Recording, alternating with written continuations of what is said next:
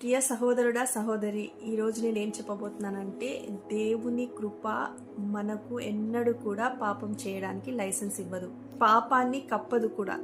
మరి దేవుని కృప ఏం చేస్తుందంటే, మన యొక్క పాప స్వభావాన్ని జయించడానికి సామర్థ్యం ఇస్తుంది కృప. దేవుని కృప మనల్ని మరి లోపల నుంచి బయటికి మనల్ని ట్రాన్స్ఫార్మ్ చేస్తుంది, మరి లోపల నుంచి మనల్ని క్లెన్స్ చేస్తుంది. దేవుని కృపను రిసీవ్ చేసుకోవడం ద్వారా ట్రాన్స్ఫర్మేషన్ మనలో కలుగుతుంది. దేవుని కృప మనల్ని రూపాంతరం చెందించడమే కాదు, కానీ ఆ పాపాన్ని రిజెక్ట్ చేయాలనిపిస్తుందంట. మనం ఎప్పుడు యేసుక్రీస్తు వారి దగ్గరికి ఇంకా సమీపస్తులుగా చేస్తుంది కృపావాక్యం.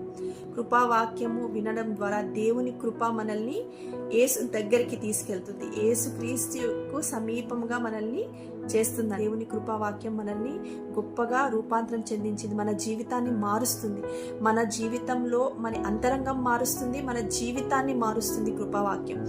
తద్వారా మనం దేవుణ్ణి స్తుతించడం, దేవుణ్ణి ఇంకా వర్షిప్ చేయడం, దేవుణ్ణి ఇంకా కృతజ్ఞతాస్తుతులు చెల్లిస్తామంట. ఒకవేళ కృపావాక్యం వింటున్నప్పటికీ కూడా మన బలహీనతల వలన మనం పడిపోతున్నాం అనుకోండి, మనం పాపంలో పడిపోతున్నాం, ఇంకా మన శరీరంలో మరి పాప స్వభావం ఉంది ఇంకా, అయినప్పటికీ వింటున్నా సరే మనం అప్పుడప్పుడు మరి పాపంలో పడిపోవడం కానీ, లేకపోతే బలహీనతలు, మన శరీరంలో ఉన్న బలహీనతల వలన మనం పాపంలో పడిపోయినప్పటికీ కూడా మనం ఏం చేయాలి? అయినప్పటికీ కూడా ఆయన ప్రేమను ధ్యానించాలి, ఆయన యొక్క కృపావాక్యాన్ని ధ్యానించాలి, ఆయన యొక్క శిలువ యాగం, మరి యేసుక్రీస్తు వారు మన కొరకు మరి ఈ శిలువలో చేసిన ఆ బలియాగంని ధ్యానించాలి. సో అలా ధ్యానించడం ద్వారా మనం ఏం చేస్తామంటే, ఆయన పాప క్షమాపణ మనం ధ్యానించినప్పుడు మనము స్లోగానంట మనకు ఆ పాపం అనే పట్టు నుంచి మనకు విడుదల కలుగుతుందంట. వీక్నెస్ ని జయిస్తాం, ఆ పాపాన్ని జయిస్తామంట. ఆ కృపావాక్యం మనకి ఏం చేస్తుందంటే, కంప్లీట్ గా ఆ పాపాన్ని, ఆ బలహీనతను జయించే సామర్థ్యం ఇవ్వడమే కాకుండా మరి పాపం నుండి మనల్ని వేరుపరుస్తుందంట. ఆ పాపం నుండే మనము సపరేట్ చేయబడతామంట. సో కృపావాక్యంలో అంత శక్తి ఉంది. సో ఎప్పుడైతే మనం పాపంలో పడిపోతామో అప్పుడు మనం కూర్చొని ఖండింపబడకుండా, మనల్ని మనం ఖండించుకోకుండా, అయ్యో నేను ఇక్కడ మార్క్ మిస్ అయిపోయానే, నేను ఇది తప్పు చేసేసానే, నేను ఇలా బలహీనతలో పడిపోయానే అని దాని గురించి మనము కూర్చొని కృంగిపోకుండా, దాని గురించి బాధపడకుండా just meditate on God's love. దేవునికి మీ పట్ల ఉన్న ప్రేమను మీరు ధ్యానించండి. మీరు ఎప్పుడైతే మీ పట్ల దేవునికి ఉన్న ప్రేమను ధ్యానించినప్పుడు, ఆ దేవుడు మీ పట్ల చేసిన శిల్వయాగాన్ని ధ్యానించినప్పుడు మరి ఆయన స్వరూపంలోకి మార్చబడుతుంటారు. అప్పుడు మీకు తెలియకుండానే పాపం మీ నుంచి చాలా దూరం వెళ్ళిపోతుందంట. దేవుని యొక్క కృప మరి ఆ పాపంని ఓవర్కమ్ చేసే శక్తి, సామర్థ్యాన్ని మీకు ఇస్తుందంట. సో కృపావాక్యం ఎప్పుడు కూడా మనకి పాపం చేయడానికి లైసెన్స్ కాదు.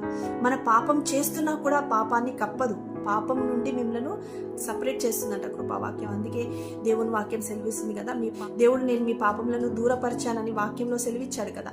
సో ఎలా దూరపరుస్తాడు అంటే, ఆయన ప్రేమను మనం అనుభవించడం ద్వారా, ఆయన కృపను మన జీవితంలో అనుభవించడం ద్వారా ఆ పాపం మన నుండి వేరైపోతుందంట. సో ఆ సామర్థ్యం మనకు కలుగుతుంది. దేవుడు మనల్ని అంతరంగంలో నుంచి మార్చాలనుకుంటున్నాడు. మరి బాహ్యంగా మనము బయటికి ఒక క్రైస్తవుల వేషము కలిగి ఉండడం కాదు, మనం క్రైస్తవులు అనిపించుకోవడం కాదు, కానీ అంతరంగంలో మార్పు కలగాలి, అంతరంగంలో మీకు ట్రాన్స్ఫర్మేషన్ జరగాలి, అంతరంగ మార్పు మీకు కలుగుతుందంట కృపావాక్యం వినడం ద్వారా. సో దేవుడు ఎప్పటికీ మరి మిమ్మల్ని పాపం నుండి, మీ బలహీనత నుంచి మరి సపరేట్ చేసేస్తాడు మిమ్మల్ని. హల్లెలూయా. ఎంతగా దేవుని ప్రేమను మీరు తెలుసుకుంటారో, ఎంతగా దేవుని యొక్క ప్రేమను అర్థం చేసుకుంటారో, అంత గొప్ప ట్రాన్స్ఫర్మేషన్ మీ జీవితంలో మీకు కలుగుతుంది. 1 యోహాను 3వ అధ్యాయము 3వ వచనంలో రాయబడింది కదా, అంటే యేసయ్య మరి రెండోసారి వచ్చినప్పుడు మనం ఆయన వలె మార్చబడతామంట, ఆయన ఉన్నట్టే మనం ఉంటామంట. సో అలా జరగాలి అని అంటే ఖండించే వాక్యం మనం వినకూడదు. మరి ధర్మశాస్త్ర సంబంధమైన బోధలు మనం వింటే ఇంత ట్రాన్స్ఫర్మేషన్ మనలో కలగదు. ఆయన ఉన్నట్టుగా మనము మార్చబడాలి, ఆయనలాగా మార్చబడాలి అంటే మరి మనం కృపావాక్యాన్నే మనము ధ్యానించాలి, కృపావాక్యాన్నే మనం తీసుకోవాలి. సో ఈ విధంగా మనం ఎప్పుడైతే ఆయన ప్రేమను తెలుసుకుంటామో, మరి తండ్రి అయిన దేవుని ప్రేమ మన పట్ల ఎంత ప్రేమిస్తున్నాడు మనల్ని, తన కుమారుని ద్వారా రక్షించాలనుకుంటున్నాడు, ఎంత తండ్రి అయిన దేవుడు మనల్ని ఎంత ప్రేమిస్తున్నాడో మనం తెలుసుకున్నప్పుడు, ఆయన యొక్క ప్రేమను అండర్స్టాండ్ చేసుకున్నప్పుడు మనలో గొప్ప మారు మనసు మనకు కలుగుతుంది. మరి మార్పు మనకు కలుగుతుంది మన జీవితంలో. మరి రేపు దేవుడు వస్తున్నాడంటే చాలా మంది భయపడుకుంటూ మరి నేను మంచి క్రియలు చేయాలేమో, నేను మంచి క్రియలు చేస్తే దేవుడు రెండో రాకడ వచ్చినప్పుడు నేను ఎత్తబడతాను, మరి విడవబడిన సంఘంలో ఉండిపోకుండా నేను కూడా ఆయనతో ఎత్తబడాలి అంటే నేను మరి క్రియలు చేసి మంచి పనులు చేస్తే దేవుడు నన్ను రెండో రాకడలో నేను ఎత్తబడతానని అనుకుంటారండి. లేదండి, ఎత్తబడాలి అంటే మనలో గొప్ప ట్రాన్స్ఫర్మేషన్ కలగాలి, రంగంలో ట్రాన్స్ఫర్మేషన్ కలగాలి. మనం దేవునికి కృతజ్ఞతాస్తుతులు చెల్లిస్తామంట. దేవా, మరి నువ్వు నీ కృపను నాకు తెలిపావు, నీ కృపావాక్యాన్ని నాకు ఇచ్చావు, నీ యొక్క ప్రేమను నేను ధ్యానించడం ద్వారా మరి యేసయ్య నీవు ఈ కృపావాక్యం ద్వారా నాలో గొప్ప ట్రాన్స్ఫర్మేషన్ కలగజేశావు, నన్ను పాపం నుండి వేరుపరిచావు. మరి నేను క్రీస్తుకు సమీపస్తుడిగా నేను అయ్యాను, క్రీస్తుకి సమీపస్తురాలుగా నేను అయ్యాను.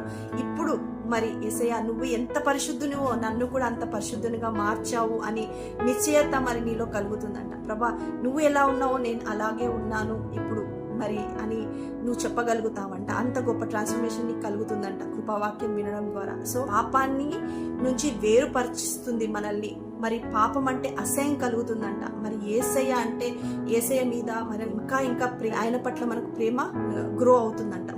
మనం దేవుణ్ణి అధికంగా ప్రేమించే ఆ సామర్థ్యం కూడా కృపావాక్యమే మనకు కలగజేస్తుంది. హల్లెలూయా. సో దేవుని యొక్క కృపావాక్యం అనేది ఎన్నడూ కూడా మనకు లైసెన్స్ ఇవ్వదు, పాపాన్ని జయించే సామర్థ్యం ఇస్తుంది, మరి పాపాన్ని అసహించుకునేలా చేస్తుంది కృపావాక్యం. హల్లెలూయా. Beloved brothers and sisters, may God bless you in Jesus' name. Amen.